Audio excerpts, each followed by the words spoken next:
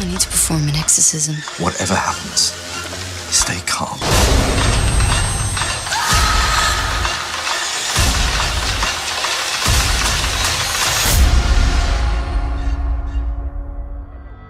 Thank you so much for chatting to us at 5FM. Really appreciate your time. Well done on the film, The Unfamiliar. I watched it last night and it definitely gave me a few scares. I had a few moments where I was like, oh.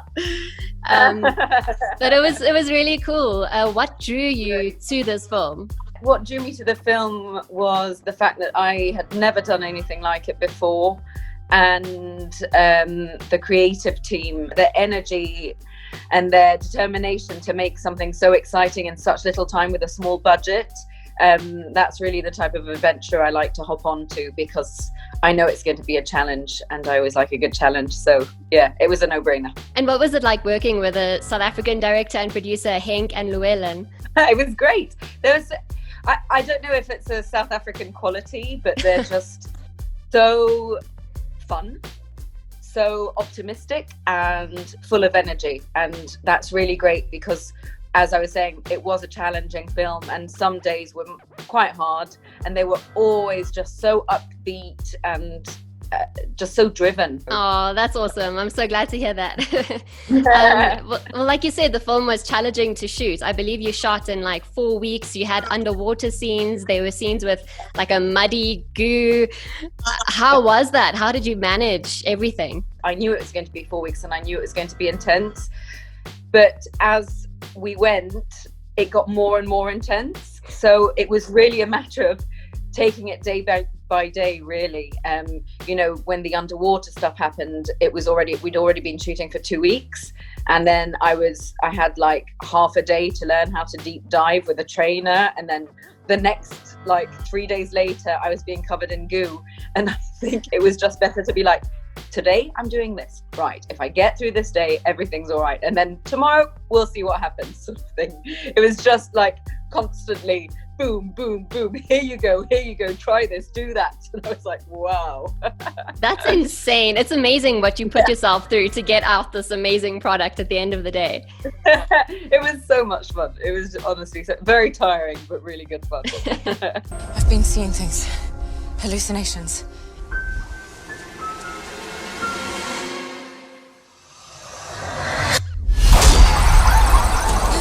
It's probably obviously a lot scarier when you're watching the film and there's audio and everything is put together. What is it like when on set, when you're actually filming? Do you ever get freaked out with obviously the content that you're busy filming? Yeah, it was kind of eerie because you'd like look around and see something and be like, hang on a second, or I get my costume on and it was really muddy, and then things were happening and we weren't just like in houses filming. So yeah, the general atmosphere was believable, but I was able, thankfully, to disconnect at night. Yeah, that's good, I imagine. A lot of films this year have been postponed, obviously, because of COVID-19 or gone straight to digital.